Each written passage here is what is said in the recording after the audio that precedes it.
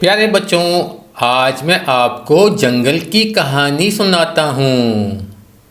بہت عرصہ پہلے ایک وسیع اور گھنا جنگل تھا جو اپنی قدرتی خوبصورتی، بلند و بالا درختوں اور جانداروں کی زندگی سے بھرپور تھا، اور یہاں ہر قسم کے جانور رہتے تھے۔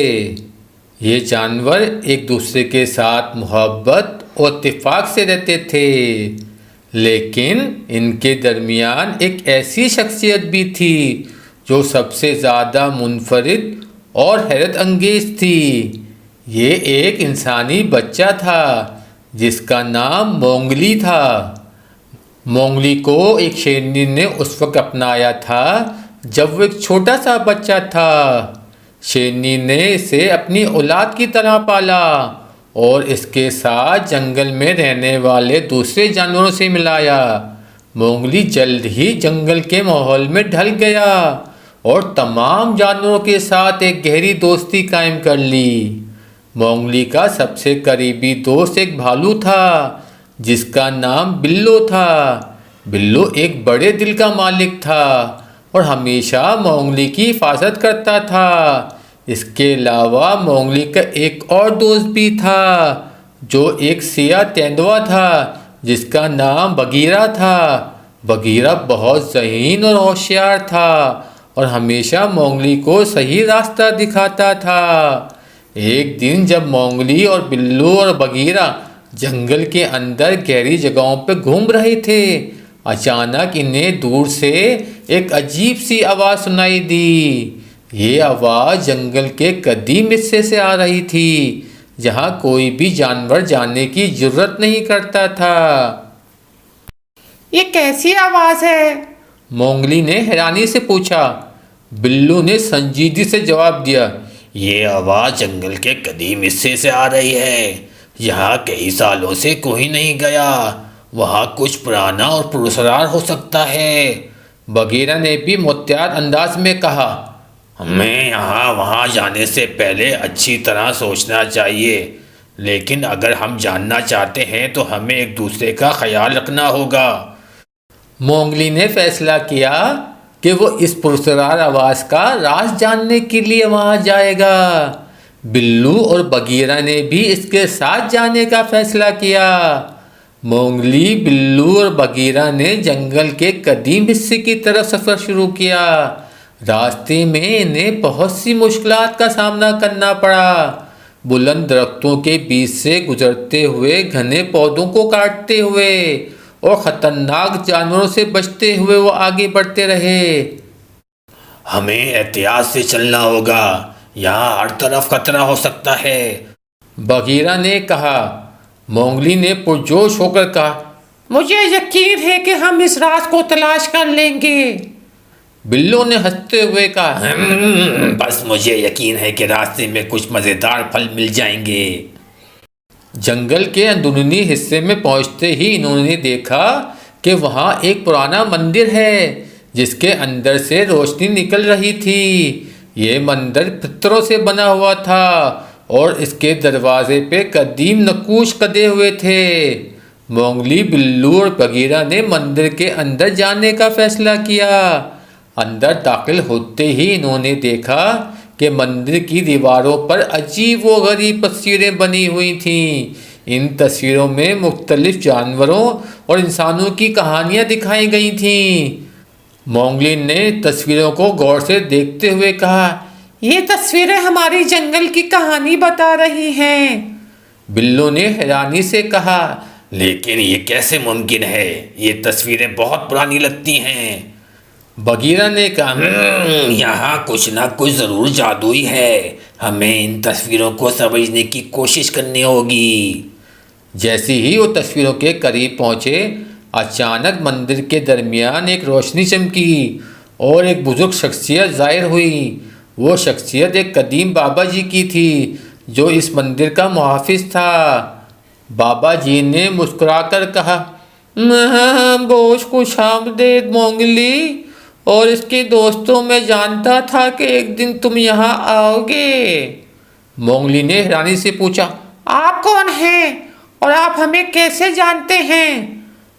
بابا جی نے نرم لہجے میں جواب دیا، میں اس مندر کا محافظ ہوں اور میں یہاں کے تمام رازوں کو جانتا ہوں۔ یہ مندر جنگل کے قدیم ترین رازوں کا حامل ہے اور تمہارے آنے کا وقت بھی اسی راز سے وابستہ ہے۔ بلو نے تجسس سے پوچھا، میں یہ کیا راز ہے؟ بابا جی نے کہا، یہ مندر قدیم جادوئی کتاب کی حفاظت کرتا ہے جو اس جنگل کی طاقت کو برقرار رکھتی ہے، لیکن اس کتاب کو حاصل کرنے کے لیے تمہیں ایک مشکل امتحان سے گزرنا ہوگا۔ بابا جی نے مونگلی، بلو اور بگیرا کو بتایا کہ جادوئی کتاب اس مندر کے نیچے ایک خفیہ گفا میں چھپی ہوئی ہے، لیکن اس گفا تک پہنچنے کے لیے انہیں 3 مشکل آزمائشوں سے گزرنا ہوگا۔ پہلی آزمائش تمہارے حوصلے کی ہوگی، دوسری آزمائش تمہاری عقل کی ہوگی اور تیسری آزمائش تمہاری دوستی کی ہوگی۔ بابا جی نے بتایا۔ مونگلی نے مضبوط ارادے سے کہا، ہم تیار ہیں، ہمیں بتائیں کہ ہمیں کیا کرنا ہوگا۔ بابا جی نے انہیں گفا کا راستہ دکھایا اور کہا، یاد رکھو تمہیں ان آزمائشوں کو پاس کرنے کے لیے ایک دوسرے پر بھروسہ کرنا ہوگا۔ مونگلی، بلو اور بگیرا گفا کے اندر داخل ہوئے اور وہاں کا ماحول بہت سرد اور تاریک تھا۔ اچانک ان کے سامنے ایک بہت بڑا سانپ نمودار ہوا جس کی آنکھیں چمک رہی تھیں۔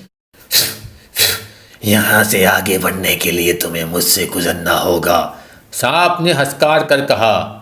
مونگلی نے خوفزدہ ہوتے ہوئے کہا، ہمیں یہاں سے گزرنا ہے، ہم پیچھے نہیں ہٹیں گے۔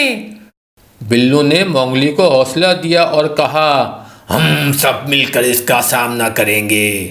بگیرا نے جلدی سے ایک ترکیب سوچی اور سانپ کے پیچھے سے آ کر اس پر حملہ کیا۔ اس کے حملے سے سانپ تھوڑی دیر کے لیے پیچھے ہٹا۔ مونگلی، بلو اور بگیرا نے تیزی سے گفا کے اندرونی حصے کی طرف دوڑ لگا دی۔